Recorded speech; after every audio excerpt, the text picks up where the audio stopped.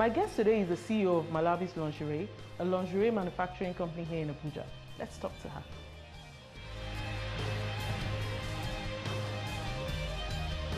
MALABIS Lingerie. My Halima, this is very daring for a woman from the north. Founder, CEO. Tell me all about it. Okay, thank you very much. MALABIS Lingerie, the concept actually is getting the right fit and providing quality lingerie that meets up to standard, like international standard. Because anything you want to do, you have to make it standard.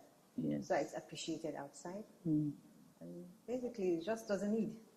Oh. Yeah. I know that you went to University of Maiduguri, and I know you studied chemical engineering. Biochemistry. Biochemistry. How did you get into lingerie? Tell me about that. That is miles apart. Yes, it is.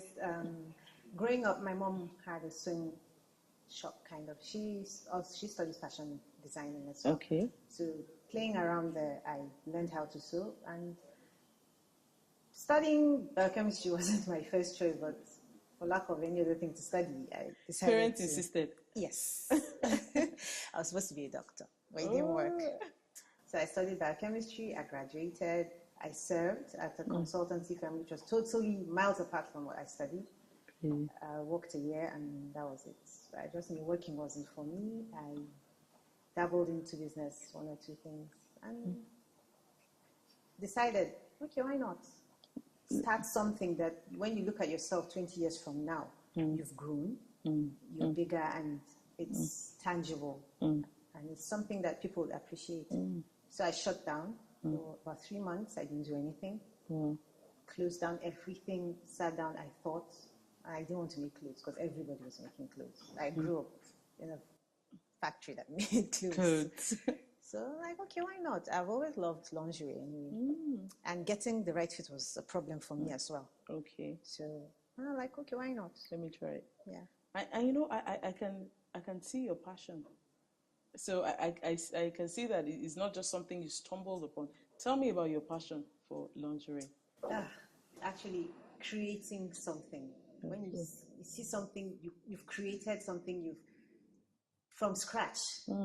That's, to me, that's and the fact that you do something like that and you give it to somebody and they appreciate it and they actually thank you for it. To me, that's all I need. So that's what actually gets me going. It's not the money, it's not the perks to it. It's just the fact that you've created something and somebody appreciates it and they're willing to pay for it. And you're definitely adding value. Thank you. Because there's a need in Nigeria for this, you know. So, and you know, for me, this is a bit of a controversial business for a woman from the north, from Borno State, to be producing underwear. You know, how has that journey been? Tell me. Interesting, actually. Interesting, because initially when people see me, it's okay, and I'm like, underwear, and you get that initial reaction. It's more of, you mean it's actually produced here? Exactly. It's not like you're not buying. Exactly, and it's not like, oh, she's northern and she's producing that. It's actually produced in Nigeria.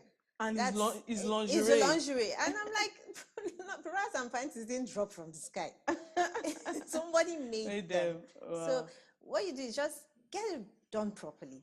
That's my motto. But again, did you have some kind of opposition? I mean, for a young lady from the north going into this type of business, any opposition?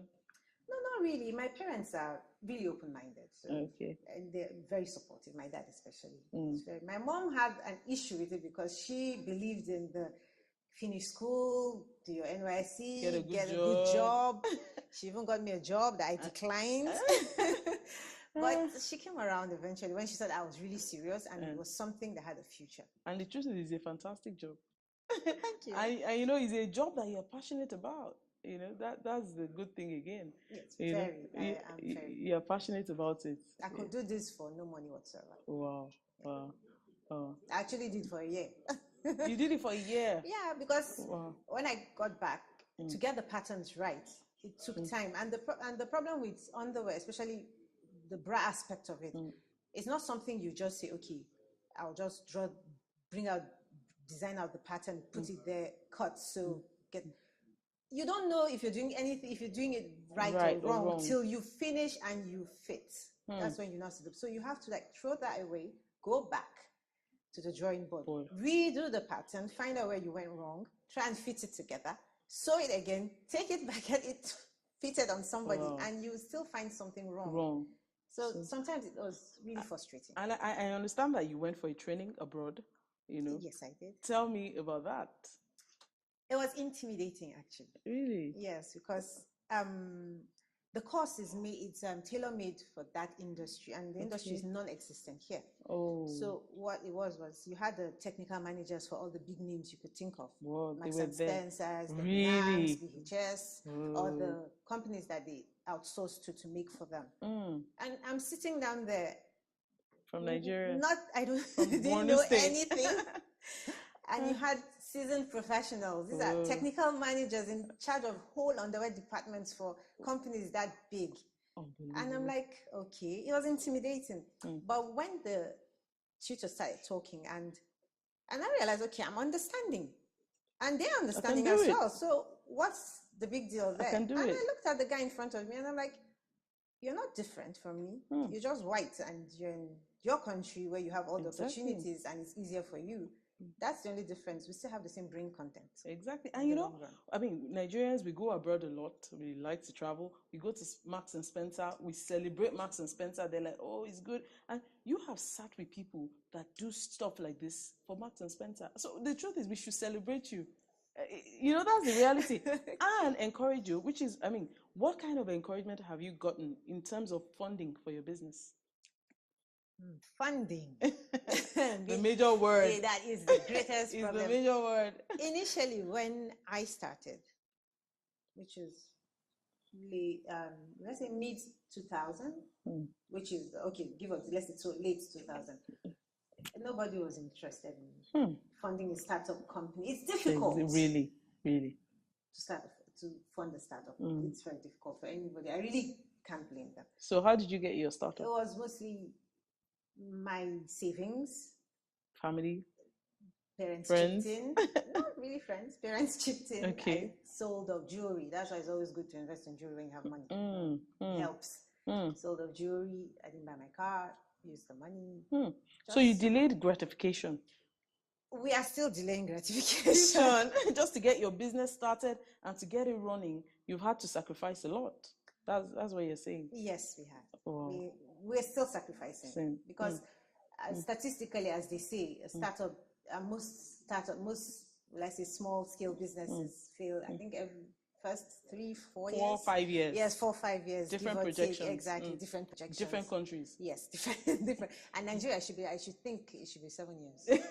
Really. And I know that a lot of your sacrifice and delayed gratification has paid off a lot, because I know you have a factory in Gwarimpa.